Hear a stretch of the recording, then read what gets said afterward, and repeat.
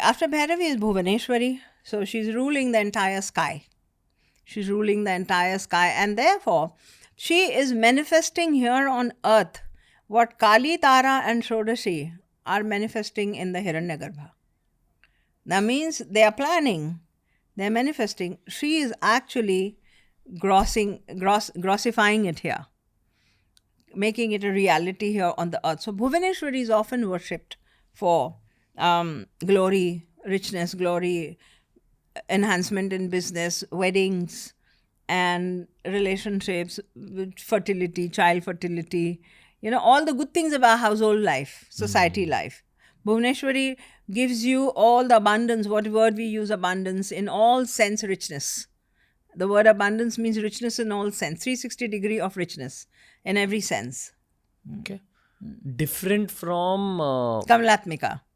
Yeah. She's different from Kamalatmika, more blessedness, and this is more like earthly. It's very subtle. This is very earthly. More approachable. Lakshmi is more approachable. That's why she's more famous. Wow. Who prays to... Oh, we're talking about Bhuvaneshwari. Huh. Who prays to Bhuvaneshwari in the modern In North India, I haven't seen much of a faith with her. But in South India, there are many of them. You have a lot of Bhuvaneshwari temples in South. North India, she isn't even known. Not many people, the common folk, they don't even know the word Bhuvaneshwari.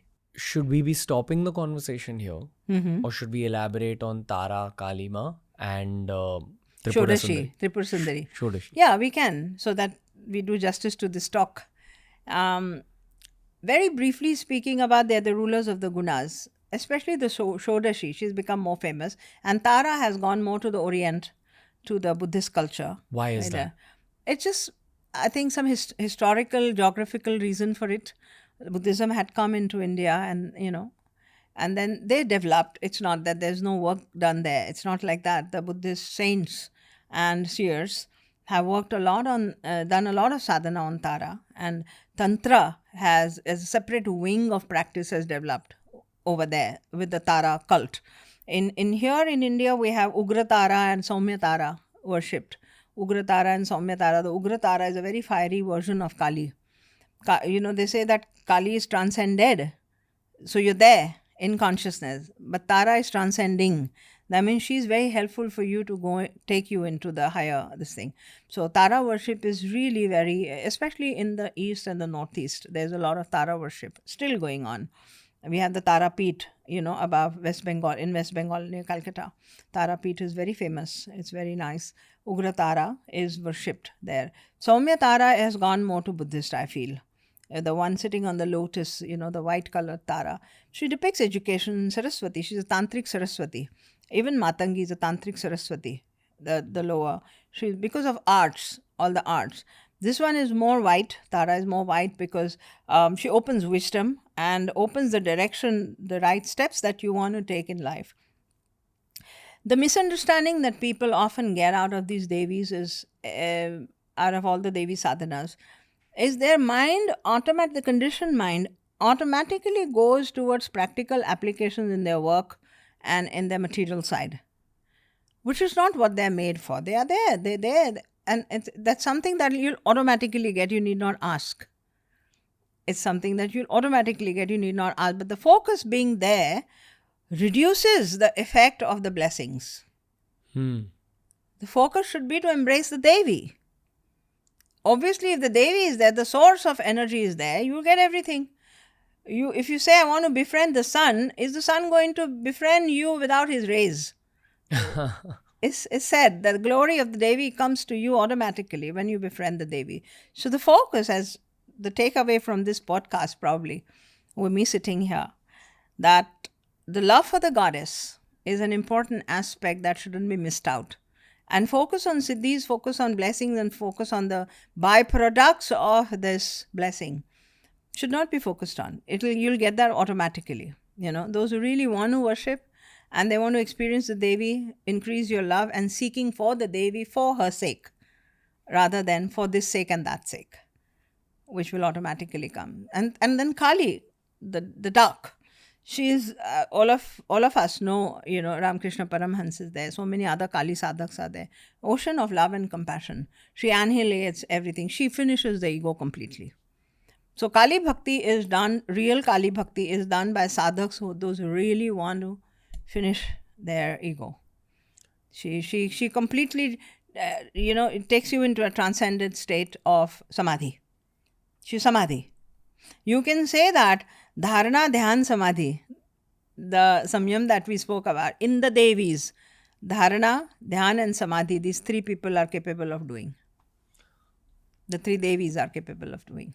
Fair to say that Kali Sadhana works the fastest in terms of the Yes, goal. because she is the most, your choice doesn't happen. People are very scared to choose Kali sadhana.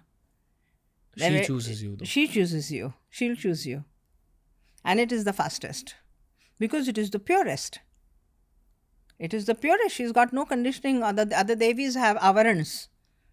She's avaran, as in layers of personality, like, the different chakra personalities as we spoke. But Kali is absolutely nude. She is unconditioned, completely unconditioned. She has no avaran. Raw energy. Raw energy. On what basis does she choose the sadhak? On the basis of your past deeds and past sadhana. If you've been on a tumultuous path and a steady, relentless, non-dying path, she has mercy and she will pick you up. Okay. We once hosted someone on the show who was a descendant of the line of Pandits who perform pujas at the Pashupatinath temple in Nepal. Oh, how amazing. Incredible conversation about Shiva and Rudraksh actually. Uh-huh. I've not even asked you about the mala that you're wearing. Uh-huh. This is it's called a Siddha Mala. It has all the, facets of the Rudraksha. You always wear this? Most of the time. Okay. Yeah. That person told me that usually with people who end up choosing the Bhairav path have a tendency towards being destructive. Could have in the past. Could have been in the past. It's a very familiarity, we call it. Familiarity. And so that goddess attracts, but benevolence is there with all the goddesses. And she will benevolently transform even that past. Unconscious is completely washed off in Devi Bhakti. Of all the people you come across in your own life, how do you know that someone is likelier to step into Kali Upasana? What do you see different about that person? Pata chal jata hai. And it's kind of, it kind of says, energy speaks. When you work with energy, energy speaks. There's a voice in your head that tells you. So there aren't any physical symptoms, so to say, of Kali Bhakti, but subtly the person's energy would speak. For sure, those who get attracted, drawn to Kali Bhakti, or Kali picks them up, they are at the epitome of, kind of destructing all the conditioning of the world. They are like in a crying mode of bhakti. Most of these have understood that, hey, this human life that we know is fully conditioned. Is redundant, is futile, it's all drama, and it's all a waste of time. Great point to end this episode. Thank you so much, Ranveer. And I'm going to see you again and again and again. I'm going to see your audience again and again and again. Thank you so much. Lots of love, light, peace, happiness, joy, and abundance immeasurable to all of you. Thank you, ma'am. Means a lot. One last request. Okay? And immediately after you're done with what I ask you for, we'll end the episode. Okay. But one signing off mantra, because I know my guests and I know the way the audience is perceiving you. So if you could just give them one gift which they can play to themselves. Okay.